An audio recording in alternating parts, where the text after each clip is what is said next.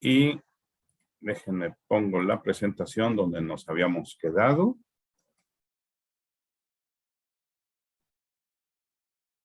Estamos hablando de piel. Y entonces comparto pantalla.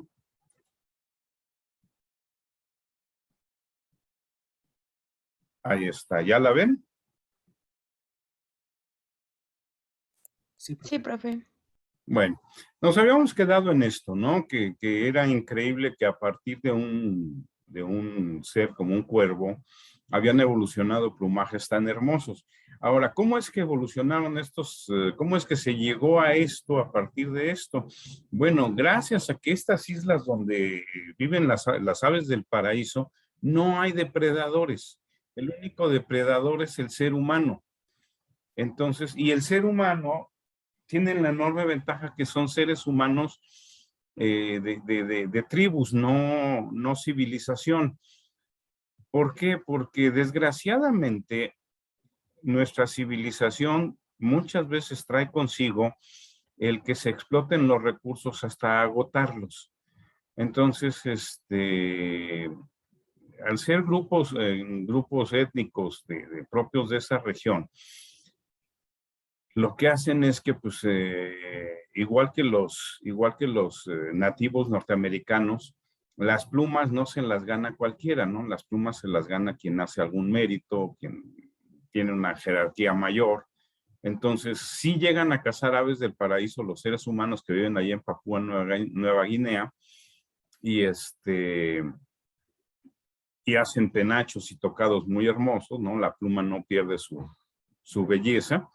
Entonces, ¿cómo se llama? Pero son pocos, o sea, ellos, ahora sí que, curiosamente, ese es un punto de comparación siempre entre todos los grupos étnicos que no están, que les llamamos que no están civilizados, ¿no? Que toman de la naturaleza lo que necesitan en el momento, no toman más. En cambio, generalmente cuando llegamos con civilización tomamos más, ¿no? Si llegara la civilización a estas islas y llegaran ciudades y todo, pues no faltaría que a lo mejor se impone la moda de traer plumas de ave del paraíso y entonces se empezarían a explotar de manera indiscriminada y entonces, pues sí, vendría el peligro de la extinción, ¿no? El grupo de las aves, en cuanto a su piel, es muy, muy diverso y creo que se darán cuenta que es el otro grupo que me gusta bastante. Vamos a ponerla en puntero láser, no lo había puesto. Me gusta bastante por las adaptaciones que tiene.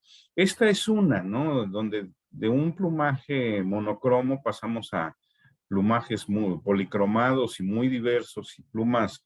Estos son plumas, ¿no? Si pudiéramos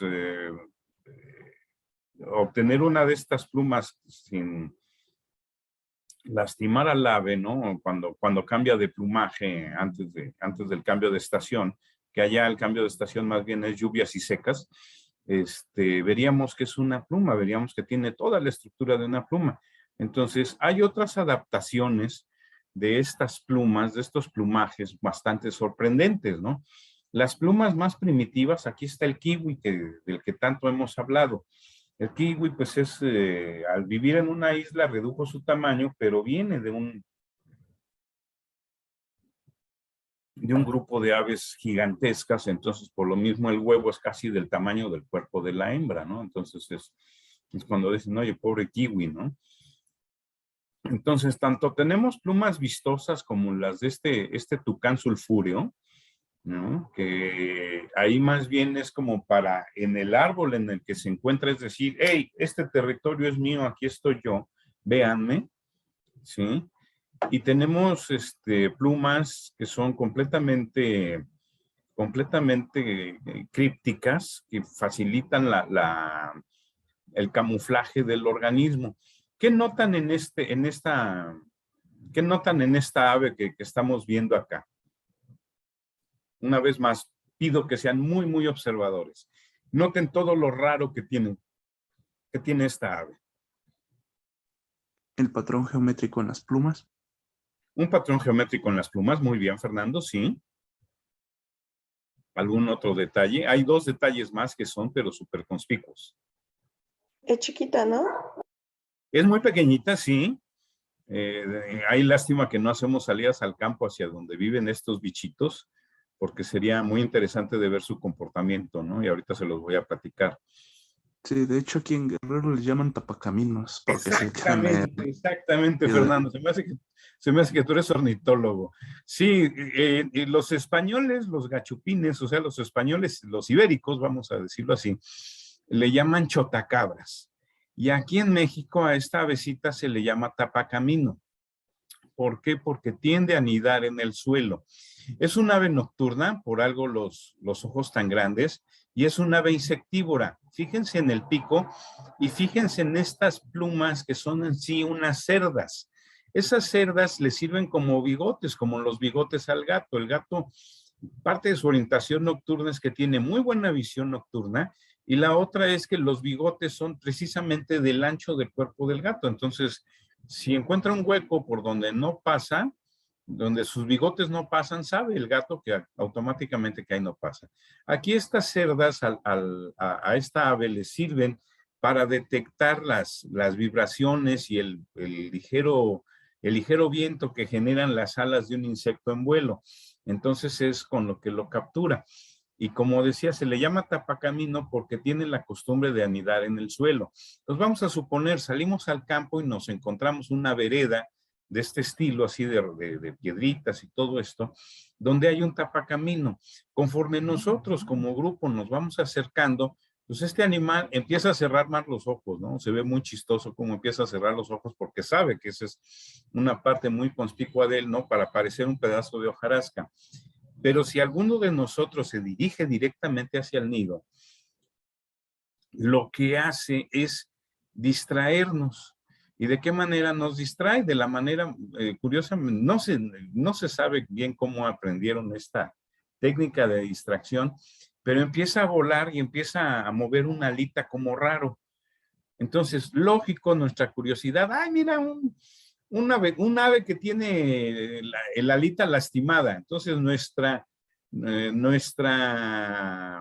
compasión por el ave va a hacer que la sigamos intentando capturarla para ver si podemos curarla, ¿no? Entonces el tapacamino empieza a hacer su teatro del ala lastimada, empieza a volar de manera lateral, de tal manera que nos aleja completamente de su nido. Los huevos también son moteados, entonces también llegan a perderse, ¿no? Y ya que nos alejó lo que a él le parezca lo suficiente, ¡pum!, lanza el vuelo normal y se regresa a su nido, ¿no? Entonces, pero ya cumplió su función, nos desvió la atención del nido. Entonces, por eso es que se le llama tapacamino. Les digo, el nombre que le dan los españoles es chotacabras. Y yo creo que, bueno, ustedes no se acuerdan porque son muy jóvenes, pero cuando Salinas de Gortari estaba en la presidencia, van a decir, bueno, ¿qué caso tiene? De que por qué cambió tan drásticamente de tema. Empezaron a inventar una historia para pues, mantener entretenida a la gente en lo que metían aumento de precio en las cosas y distintas maniobras del gobierno, vamos. Y entonces empezaron a hablar de un tal chupacabras. Y yo creo que lo han escuchado mencionar, y si no lo han escuchado, si no lo escucharon, no lo escucharon en las noticias porque son muy jóvenes, pero seguramente lo escucharon, o por lo menos vieron la película esta de la película mexicana que han hecho de La Llorona y todo eso. Es una como de caricaturas. Ahí hablan del chupacabras y que según esto les sorbía toda la sangre a las cabras, todo. No, la gente estaba aterrada, había gente que, en serio, en la ciudad no quería salir en la noche por temor a que la fuera a atacar el chupacabras, ¿no? Y cada vez los ataques se acercaban a animales, se acercaban más a la Ciudad de México, entonces olvídense. El pánico que generó esto. Cuando entrevistan a la que entonces era directora del zoológico Chapultepec, María Elena Hoyo, ella confunde el nombre, entonces, porque ella había escuchado el nombre de chotacabras, confunde el nombre y menciona que es un ave, ¿no? Entonces les dice, no, o sea, sí, estuvo en lo correcto en decirles, no creo que sea lo que ustedes dicen, ¿no? Dice, porque el chupacabras es un pajarito chiquito. Así lo denominó ella, ¿no? Entonces confundió el nombre de chotacabras con chupacabras, ¿sí? Porque lo ha de haber visto en algún libro español. Yo también lo vi en alguna enciclopedia que tuve española de animales. Entonces muchos animales yo me los aprendí con un nombre, el nombre común me los aprendí con un nombre ibérico, no con un nombre propio de la región. Ya después de ir leyendo más, pues ya fui viendo los otros nombres, ¿no? Pero bueno, entonces fíjense la gran plasticidad de las plumas. O te pueden destacar o te pueden esconder. Y la pluma más primitiva, que es como se supone, de hecho hay quien presupone que muchos de los dinosaurios tenían el tipo de plumas del kiwi, que en sí, si las examináramos, esa es prácticamente un filamento con filamentitos cortos, no llega a formar un vexilo. Recuerden que el vexilo es esta como membrana, ¿no? Tan grande que muchas veces en un ave voladora la vuelve una... O sea, fíjense aquí, se alcanza a distinguir parte del vexilo de las remeras de este tucán, ¿sí? Y acá pues se ven como pelitos, parecen pelos. De hecho aquí parece que está así despeinadito, ¿no? Entonces, se supone que muchos de los dinosaurios llegaron a tener plumas sencillas, plumas primitivas de este estilo. Perdón. Bien, ¿queda claro esto? ¿Que hay alguna duda hasta aquí? No, profe. Ok. Continuamos entonces. Vamos a pasar ahora. Ahora, les decía que las plumas de las aves no se encuentran en todo el cuerpo. De hecho, quien haya tenido canarios o quien haya tenido pollitos puede fácilmente ver esto. Las áreas azules son las áreas donde crecen las plumas, ¿sí? Y las áreas blancas son las áreas donde no crecen las plumas. Evidentemente, la pluma crece tanto que llega a cubrir estas áreas desnudas, pero si tuviéramos un canario, si tuviéramos un perico australiano, ¿no? Para no fomentar la depredación, la depredación de los pericos nativos, ¿no? Y lo tomáramos en las manos y le sopláramos de repente entre las plumitas para intentar levantarlas, veríamos precisamente estas áreas desnudas, ¿sí? Veríamos estas áreas desnudas. Entonces, ¿esto qué función tiene? Bueno, tiene la función más o menos de una termorregulación. Si han tenido pollitos, si han tenido canarios, si han tenido algún tipo de ave de jaula, se darán cuenta que de repente, y es muy chistoso, cuando hace frío esponjan el plumaje, entonces lo esponjan para que entre un poco más de aire entre el plumaje, se caliente y entonces se genere, se tenga calorcito ahí. Y también cuando tienen calor o cuando se acaban de bañar, esponjan las plumitas y entonces se exponen estas áreas desnudas y eso los alcanza a refrescar, ¿sí? Eso los alcanza a refrescar. Entonces, más o menos la manera como parte de la manera como termorregulan valga la redundancia, su temperatura a las aves. Entonces, para que tengamos en cuenta que las plumas no crecen en todos lados, sino están en determinadas áreas únicamente, y de ahí se alargan tanto que alcanzan a cubrir esas partes del cuerpo que están desnudas. ¿Sí? Perdón. Bien, vamos a pasar ahora al pelo de los mamíferos. Pasamos a la piel del vertebrado que mejor conocemos, y aquí tenemos un claro ejemplo. Dan ganas de acariciarlos ambos, un cachorro de labrador y un cachorro de gatito, ¿sí? Está formado principalmente por pelo. El pelo igual, no siempre cubre todo el cuerpo, hay partes sin pelo. En los perritos, por ejemplo, la panza es casi sin pelo, en la mayoría de las razas, ¿no? Va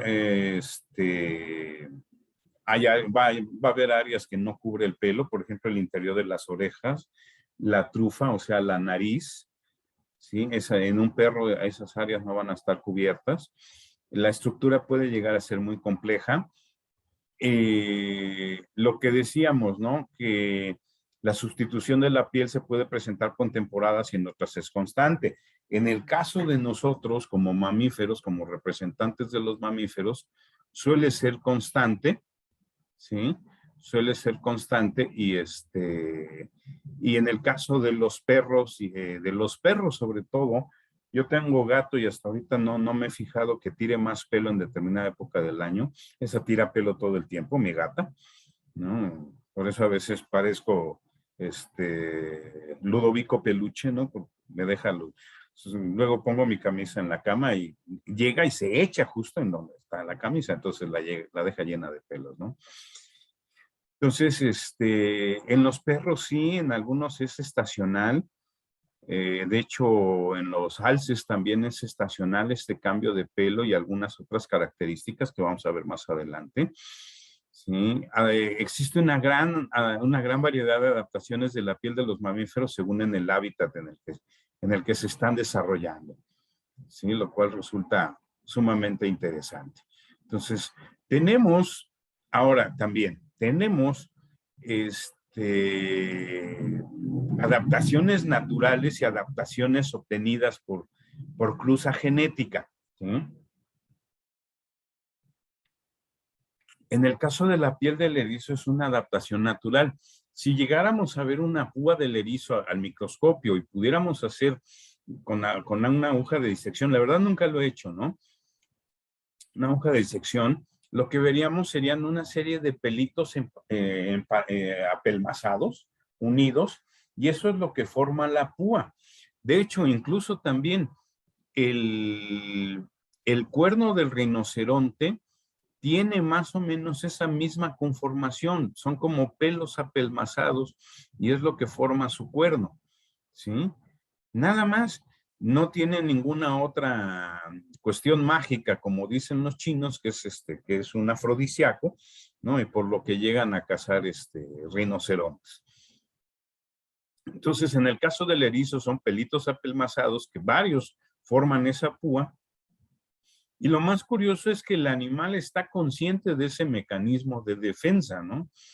Antes, cuando en las tiendas de mascotas, sobre todo, tenían erizos para vender como mascotas, ahorita ya es mucho más complicado porque debes tener un permiso de que sabes cuidar a ese tipo de fauna silvestre, porque es fauna silvestre, no es en realidad una mascota como pudiéramos pensarlo. Entonces yo me entretenía mucho viendo cómo el erizo se defendía, ¿no? Llegaban y habían las áreas para tocar a los animales, entonces tocabas al cuyo y el cuyo, como es su costumbre, salía corriendo. Y llegabas a tocar al erizo y el erizo, en lugar de correr, lo que hacía es que caminaba tantito y daba un saltito. Y entonces al dar el salto, lo que hacía es que te picaba la mano, ¿no? Entonces te obligaba a retirar la mano. ¿Sí? Te obligaba a retirar la mano y era bastante simpático ver eso. Ahora, en ocasiones, algunas adaptaciones de piel son por cruza genética y por lo que ocurre naturalmente. Si a un perro no lo cepillamos, por ejemplo, un perro de pelo largo no lo cepillamos, se le llegan a formar estos nudos en el cabello, como rastas, ¿no? Que pueden pensar que es un perro rastafario. No, tiene una razón de ser este perro. Este perro es un pastor húngaro. El otro nombre como se le conoce es como pastor comondor. Y lo que pasa es que en Hungría las ovejas, en lugar de tener la lana china, tienen la lana de esta forma. Entonces, la ventaja de tener un perro con este tipo de piel y dejarle el pelo así, es que cuando se acercase algún depredador, un lobo o algo por el estilo, pues confundiría al perro con otra oveja y de repente a la oveja le sale mordelona, ¿no? Y ladradora. Entonces, ese es el objetivo con el cual fue creado el pastor comondor, ¿sí?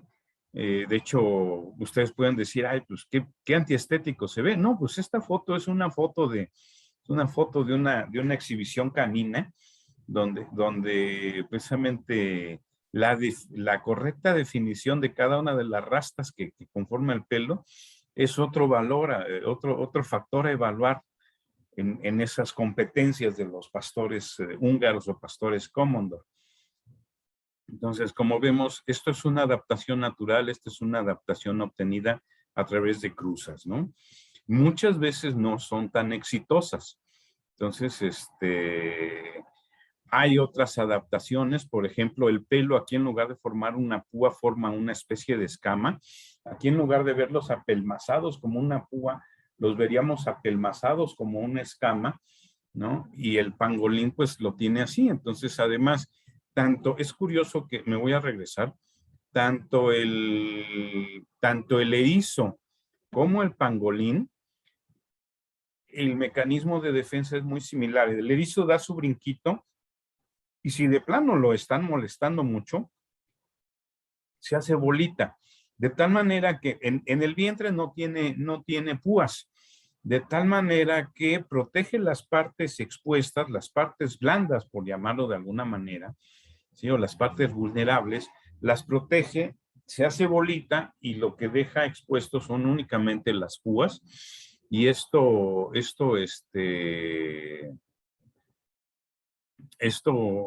pues, hace que el depredador se desanime, ¿sí? En el pangolín ocurre lo mismo, se hace bolita, parece una cochinilla y estas placas son tan duras que difícilmente los dientes de algún depredador alcanzan a pasarlas. Entonces, recuerden que el principio de cualquier depredador es obtener una presa fácil. Y obtener una presa fácil significa obtener energía sin gastar demasiada energía. Si ya para obtener la presa estás gastando mucha energía, entonces pues, te das por vencido y buscas una presa que no demande el gasto de tanta energía, ¿no? Ahí es donde no cumplen esta función las películas de depredadores, ¿no? El oso, el tiranosaurio, todos persiguen y persiguen y persiguen a los protagonistas durante toda la película. Y si pudiéramos medir la energía calórica que están perdiendo y la energía calórica que les van a aportar, pues diríamos, ¿no? Realmente un depredador real, si no te alcanza la primera, dice, ya, vámonos, me busco otro que sí pueda alcanzar, ¿no? Entonces, bueno, eso ocurre con el pangolín. En el caso del puercoespín, que es diferente del erizo, en el erizo las púas no se separan, nada más pica y ya, esa es su defensa. En el caso del puercoespín, luego hay imágenes en Google que resultan un poco escabrosas para quien las mira, ¿no? Porque resulta que aquí sí la púa, que no es otra cosa más que igual, pelo apelmazado, pero mucho más largo y hueco, se separa y se queda clavada y es muy complicado retirarla.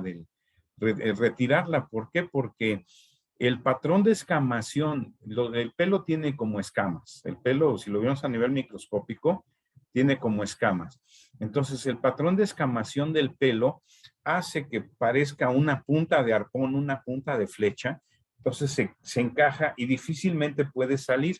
Entonces, cuando uno ve a los pobres perros que se les ocurre atacar, o a un león que se le ocurre atacar un puercoespín, en serio que le da a uno lo que yo le denomino dolor ajeno, ¿no? Porque ve uno cómo están todos llenos de espinas y no se las pueden quitar, no se las pueden quitar fácilmente, ¿no? Entonces, el puercoespín, a diferencia del erizo, sí suelta estas espinas, la recupera, o sea, vuelve a salir, igual que nosotros el cabello, si se cae un cabello, generalmente vuelve a salir, a menos que tengamos el gen de la alopecia, o sea, de la calvicie, ahí sí ya no vuelve a salir, ¿no? Pero generalmente el cabello vuelve a salir, y entonces le vuelve a salir y ya sigue con su defensa el puercoespín, pero ya cumplió su función.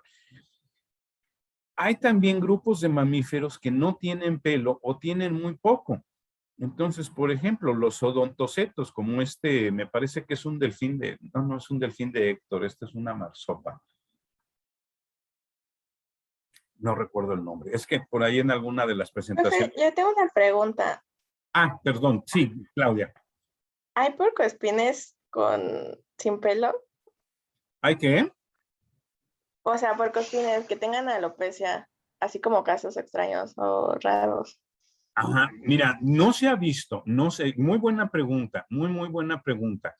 No se ha visto que la alopecia sea un problema del puercoespín. Posiblemente lo haya, ¿sí? Posiblemente lo haya, pero no se ha visto. En donde se tiene ya bien estudiado, porque pues es una cuestión más bien estética, es en el ser humano. Y aquí una pregunta, por qué no hay, o hay muy pocas, pero casi no hay, mujeres calvas y hay muchos hombres calvos? ¿Alguien lo sabe? Es un gen ligado al cromosoma X, ¿no? Exactamente, perfecto.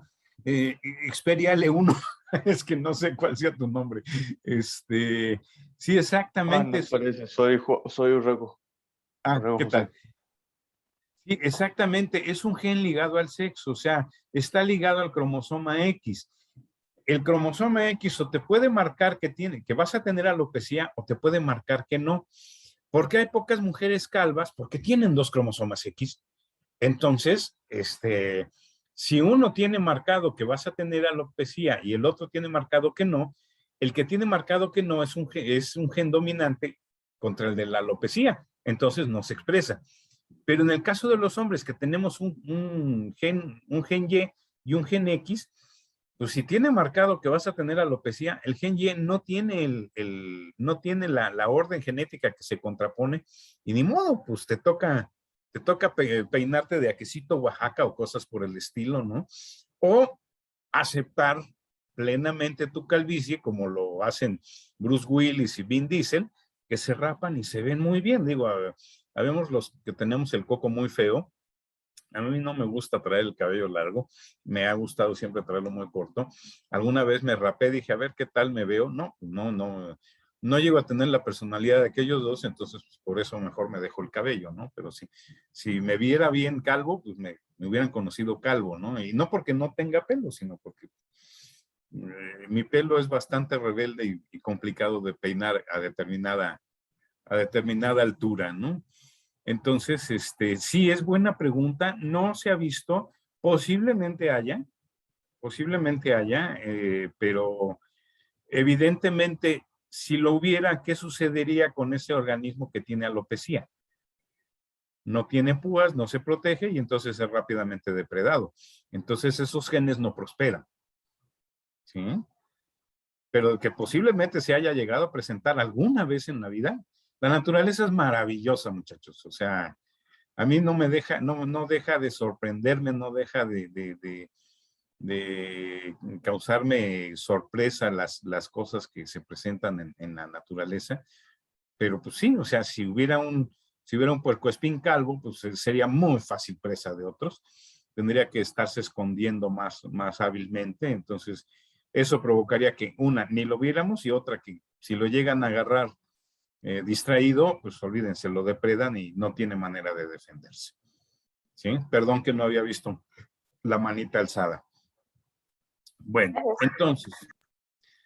entonces, como les decía, en el caso de los mamíferos marinos, los odontocetos, pierden completamente todo el pelo. Pueden llegar a tener algo de pelo cuando están en su desarrollo embrionario, pero cuando llegan a edad adulta ya pierden todo el pelo. En cambio, los misticetos, como son las ballenas barbadas, si alguien ha ido a ver ballenas, pues sí verá que tienen callosidades en ciertas partes del cuerpo y muchas veces en estas callosidades crece pelo, ¿sí?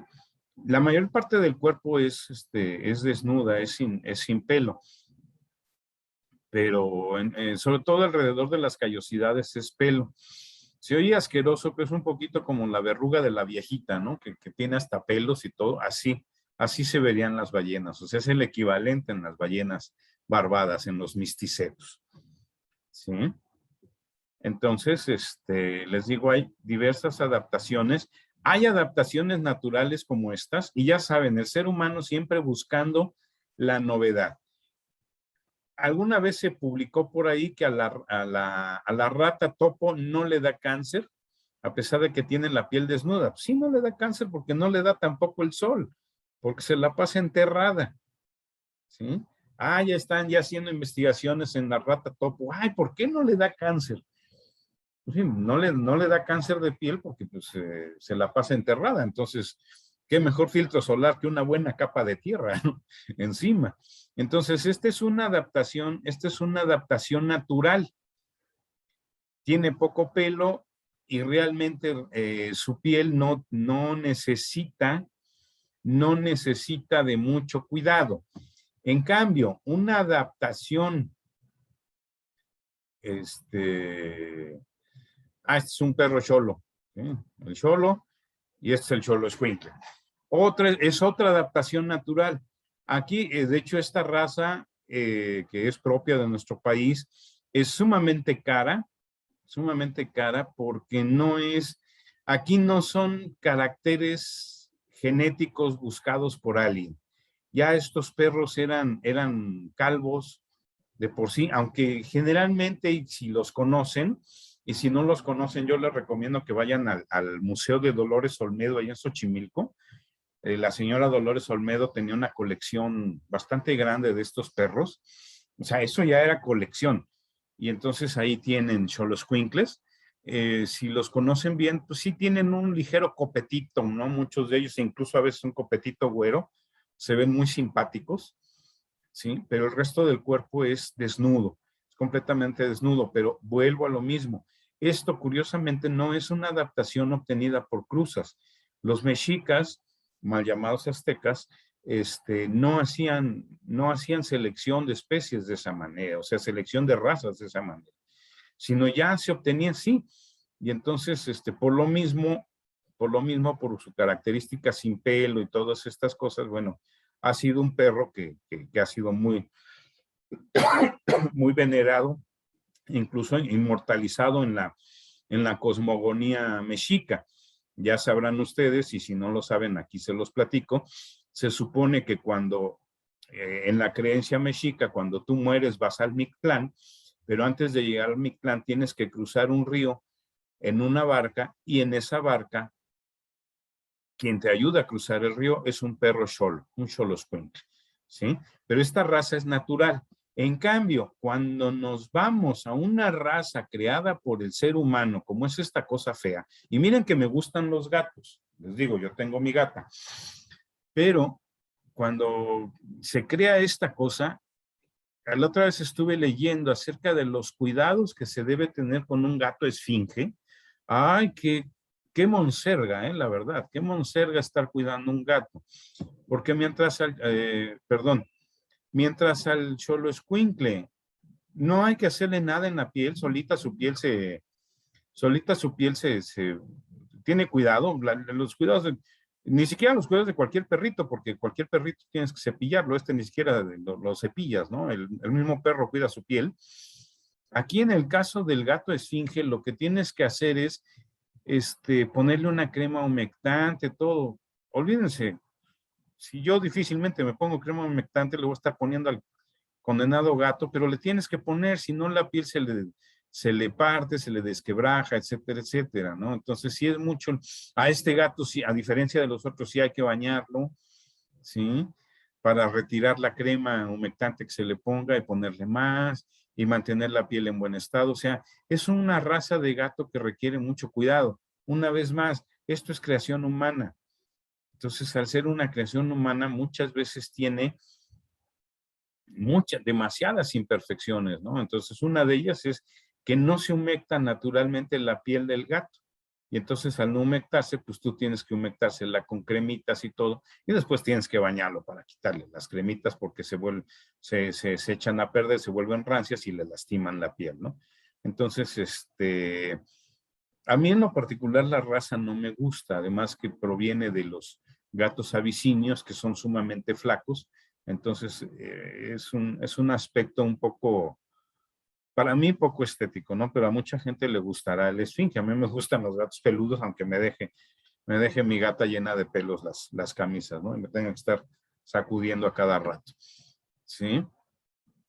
Entonces, bueno, vamos a ver a detalle la estructura de la piel, la estructura de la piel. Entonces, aquí tenemos un corte de cómo es el pelo, cómo es el vello. tenemos lo que es la epidermis, ¿sí? Y tenemos lo que es la dermis. Tenemos lo que es una glándula sudorípara y una glándula sebácea. Ahora, ojo y detalle. La glándula sudorípara no existe en todos los mamíferos.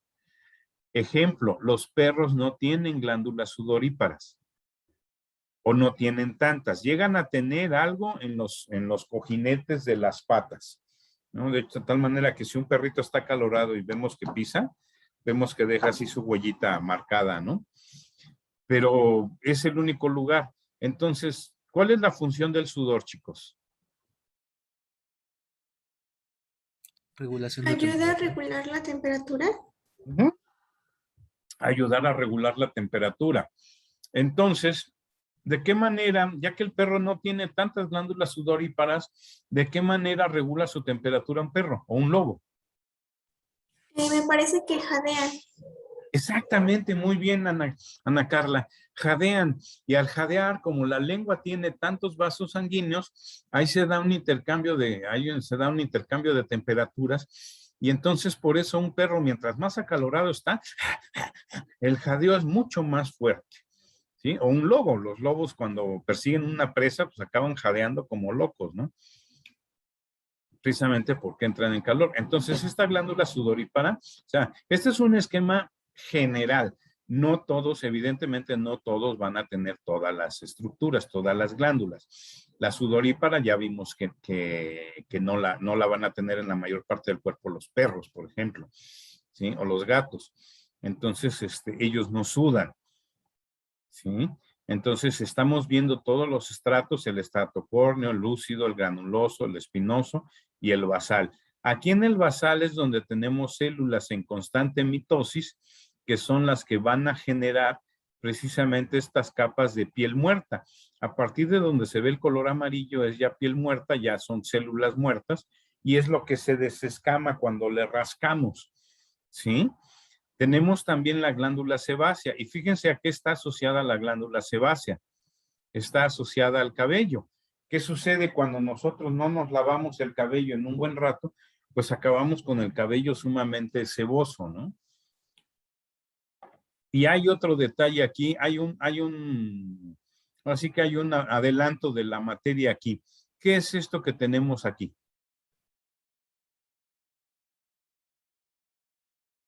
¿Músculo? Es un músculo, exactamente. Y es un músculo que está asociado al pelo. De tal manera que nosotros ya, ¿qué sucede cuando nos da frío? ¿Qué sucede cuando nos da frío? Se nos eriza el cabello. Se nos eriza el cabello. En sí nosotros somos, como decía por ahí, hay un libro que se llama El mono desnudo, que habla sobre el ser humano. Nosotros ya tenemos muy poco vello, ¿sí? Si nos comparamos con un chimpancé, por ejemplo, lo que me preguntaban hace rato de la alopecia, les voy a conseguir para la siguiente clase la foto de un chimpancé con alopecia. O sea, está completamente calvo. Aquí, evidentemente, ¿por qué sí sobrevive ese chimpancé? Porque su pelo no cumple las funciones más que de protección básica, y las funciones de protección básica son producto de la inteligencia del chimpancé, entonces por eso sí es un sobreviviente, ¿sí? Les voy a buscar esa imagen. Hay una imagen, de hecho está por ahí circulando de repente en Facebook, de un chimpancé con alopecia, y se ve impresionante, ¿no? Porque se alcanza a apreciar la musculatura, o sea, el tipo se ve que, el animal se ve que hace un ejercicio bárbaro, entonces los músculos están súper marcados, y al no haber pelo, pues los puedes ver claramente. Entonces, aunque nosotros somos la mayor parte desnudos, sí llegamos a tener vellitos en los brazos, vellitos en la cara, a veces vellos en el cuerpo. Entonces, cuando hace frío, como bien dicen, se nos eriza la piel, y es una reminiscencia de cuando éramos animales con pelo.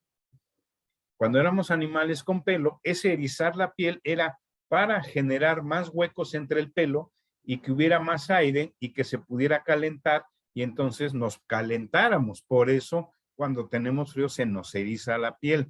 También cuando tenemos mucho miedo, ¿sí? No sé si ustedes hayan estado alguna vez en alguna situación donde hayan sentido mucho miedo.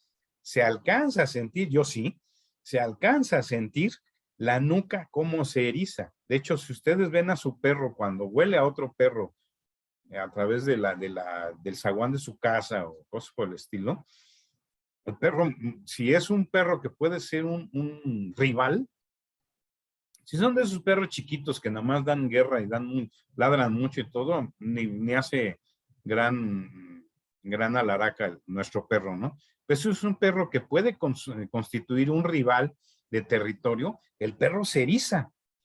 Entonces ahí tiene otra función. Ahí se eriza no por frío, sino se eriza, por nosotros con el miedo, se eriza para parecer más grande. ¿Sí? Al estar esponjado se ve más voluminoso. Entonces, por eso los gatos se erizan, por eso los perros se erizan cuando van a pelear, etcétera, etcétera. Entonces, en nosotros es una reminiscencia de cuando teníamos pelo, pero todo es producto de este músculo, ¿no? Que es como se llama. El músculo bueno, aquí le ponen a rector, pero es el nombre en inglés, ¿sí? Le llaman también músculo del horror, porque cuando nos espantamos se eriza también, entonces también por eso le llaman músculo del horror, ¿sí? Entonces, este sería el esquema de la piel de un mamífero, ¿no? Va a haber derivados de la piel. Los derivados de la piel pueden ser algunos tipos de cuernos, y generalmente son algunos tipos de cuernos que hay dos tipos de cuernos, unos derivados de hueso y unos, o sea, sí tienen hueso, pero sobre todo tienen piel. Y entonces, por ejemplo, los cuernos de una vaca o los cuernos de un toro no son estacionales. Toda la vida, a partir de que le empiezan a crecer los cuernos a la vaquita o al toro, lo vamos a ver con cuernos, ¿sí? Toda su vida.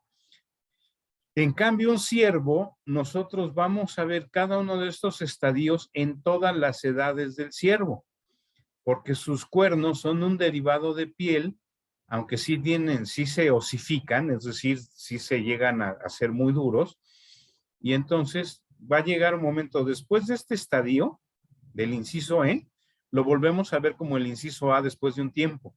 Ahí lo que sucede es que se les caen los cuernos. Después de que se le cae la piel, los cuernos de los ciervos llega un momento en que tiene piel y se ven así como suavecitos. Cuando viene la época de celo, que es cuando es la época en que van a pelear, y va a ser cornamenta contra cornamenta, esta piel se desprende, de hecho se ve impresionante porque queda el cuerno desnudo y queda el cuerno manchado de sangre, porque esta piel pues tiene capilares y tiene sangre, ¿sí? Ya después se desprende, queda así, y entonces vienen las competencias para ver quién se aparea con la hembra, con las hembras, ¿sí? Y después de la época de celo, ya que se dio el apareamiento, viene la caída de los cuernos, y entonces volvemos a empezar. De tal manera que esto pues es en un esquema, ¿no? Pero si lo viéramos en una fotografía, se vería más o menos así. Es casi la misma especie de ciervo, de hecho es la misma especie, ¿sí? Pero fíjense aquí cómo sus cuernos se ven suavecitos, ¿no? Se ven incluso redondeaditos y hasta como con ganas de tocarlos. En cambio acá ya este es un cuerno propio de época de celo, que ya incluso está ligeramente desgastado. Los ciervos los afilan en la corteza de los árboles. Curiosamente los afilan, pero no tienen una función de lastimar al oponente, ¿no? Nada más es quien logra dominar perfectamente con la cornamenta. Es un poco como si fuera lucha grecorromana. Quien logra con la cornamenta dominar al otro, y ya con eso es un indicativo de quién ganó y quién perdió en la lucha, ¿no? No llegan a... Claro, cuando hay depredadores sí pueden llegar a utilizarlos para intentar defenderse, ¿no? Y cuando están así, es mucho más peligroso que cuando está así, ¿no? Es como si fuéramos un cuchillo con funda o un cuchillo sin funda, ¿no? Si se acerca un lobo, y el ciervo lo intenta, ahí más bien el ciervo va a intentar huir. Y si lo llega a atacar, pues con esto nada más golpearía al lobo. En cambio, con esto sí puede llegar a encajarle un cuerno al lobo. ¿Sí? Entonces, es como se ve la cornamenta en uno y otro estadio, ¿no? Acá antes de la época de celo, acá ya en plena época de celo, cuando se dan estas competencias cornamenta contra cornamenta. ¿Sí? Vamos a pasar a la siguiente. ¿Se acuerdan que les comenté que había subido una noticia de que les habían dado un premio Nobel a un par de investigadores, el premio Nobel de Medicina y Fisiología, porque descubrieron cómo funcionan ciertos corpúsculos receptivos? Estos corpúsculos, ellos ya descubrieron cómo funcionan, hicieron experimentos. Los que descubrieron originalmente los corpúsculos sensitivos de la piel, sobre todo de la piel de mamíferos,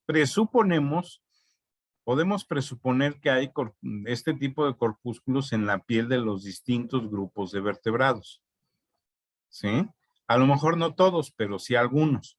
Entonces, por ejemplo, tenemos el corpúsculo de presión, que es el corpúsculo de Pacini. Cuando nosotros hacemos presión, nos hacen un pellizquito de monjita, ¿sí? Sentimos dolor por las neuronas sensibles a dolor que tenemos, pero la presión, cuando nos estamos tocando, sentimos la presión gracias a los corpúsculos de Pacini. De calor son los corpúsculos de Ruffini. De hecho, uno de los investigadores estos que ganó el Nobel ahorita, investigó que, se me va el nombre, no tengo bien el nombre de la sustancia activa de los chiles, comienza con Capsaicina. capsaicina, esa. Él utilizó esa sustancia y descubrió que estimula el corpúsculo de Ruffini y genera calor. Entonces no es mentira que cuando nos llega a caer chile en la piel, o sea, nos enchilamos la piel o algo, sentimos calor. Está estimulando los corpúsculos de Ruffini. Fue lo que descubrió y por lo que le dieron el Nobel, ¿no? Él utilizó esa sustancia para poder generar calor y vio cómo se estimulaba el corpúsculo de Ruffini, calor. Cuando ponemos un hielo, el corpúsculo que se estimula es el corpúsculo de Krause, ¿sí? Ahora, tenemos dos tipos de tacto, el tacto superficial y el tacto fino.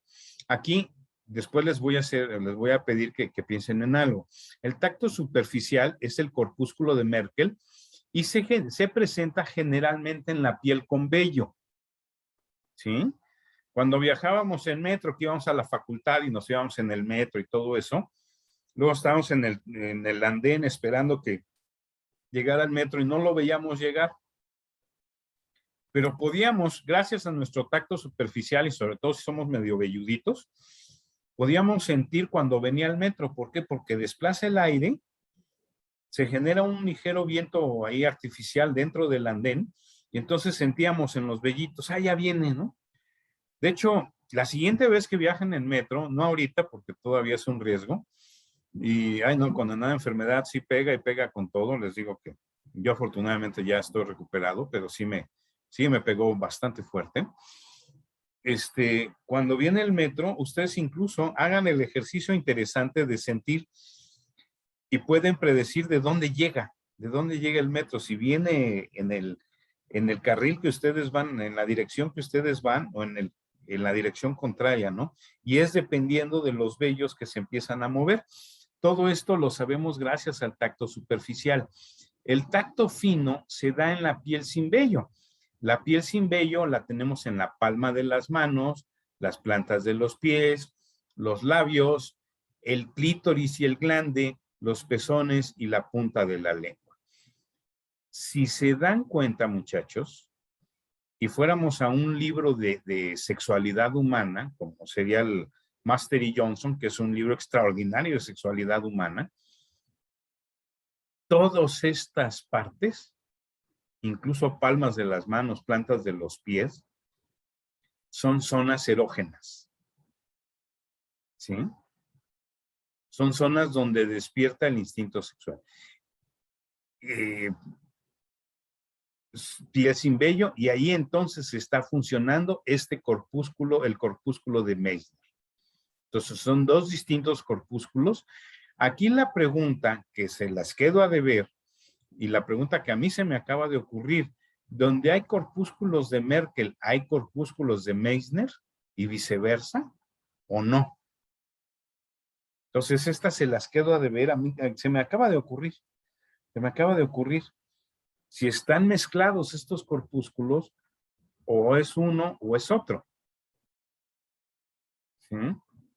Yo siento que están mezclados, ¿no? O sea, el tacto, aunque es tacto fino, si yo hago esto, la sensación es mucho más fuerte a que si yo me hago cosquillitas en la palma de la mano. ¿Sí? La sensación es diferente. Entonces, ¿qué tanto está detectando uno y qué tanto está detectando otro? Y si están mezclados. Entonces, eso se los debo para la siguiente clase. Pero estos son los corpúsculos, sobre todo de la piel de seres humanos y de la mayoría de los mamíferos. ¿De acuerdo? ¿Preguntas, dudas hasta aquí, muchachos?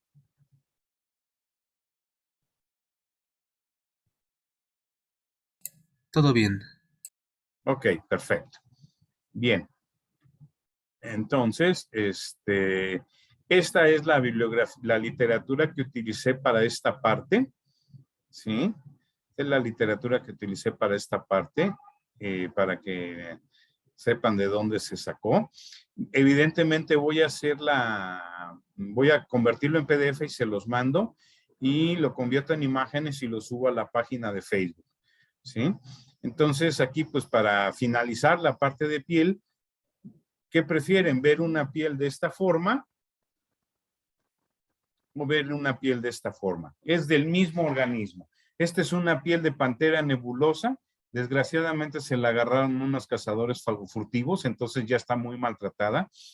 Y este es un par de cachorros que nacieron hace como, ¿qué tendrá? Unos 6 o 7 años en un centro de investigación, en un zoológico en Java, donde tienen una pequeña población de panteras de Java, como es. Este es el animalito que vimos al principio de la clase. ¿Se acuerdan? La pantera Neophelis nebulosa. Este es Neophelis nebulosa. Es un par de cachorritos que nacieron en el zoológico como parte de un programa de repoblación que tienen en ese zoológico de esta pantera, que ya en alguna de esas islas de Java ya está extinta. ¿Sí? No en todas, o sea, no está extinta la especie. Está extinta en alguna de las islas de Java, es decir, ya no la vas a encontrar. Como el demonio de Tasmania. El demonio de Tasmania antes lo tenías en todo Australia, en todo Tasmania, todo eso. Llegaron los seres humanos con sus perros, se les escaparon, se volvieron perros ferales, ahora llamados dingos, y entonces se extinguieron, además de la cacería y todo, extinguieron a los demonios de Tasmania de lo que es el continente, lo que es Australia, y nada más quedaron relegados a Tasmania los demonios, ¿sí? Porque ahí no hay dingos. Entonces, ahorita están queriendo poner un programa de repoblación de demonio de Tasmania, aunque sigue habiendo dingos, ¿sí? Entonces voy a dejar de compartir un momento la pantalla y voy